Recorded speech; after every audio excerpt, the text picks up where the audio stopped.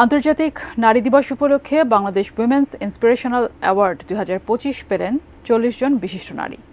রাজধানীর তেজগাঁওয়ে আলোকি কনভেনশন সেন্টারে আকিজ এয়ারের টাইটেল স্পন্সরে এই অনুষ্ঠানের আয়োজন করা হয়। বাংলাদেশের অর্থনৈতিক, সামাজিক ও গণমাধ্যমে বিশেষ অবদানের জন্য এই পুরস্কার প্রদান করা হয়। অনুষ্ঠানে 40 জন নারী উদ্যোক্তা ও মিডিয়া ব্যক্তিত্বকে তাদের নিজ নিজ কর্মক্ষেত্রে বিশেষ অবদান রাখার জন্য সম্মানিত করা হয়।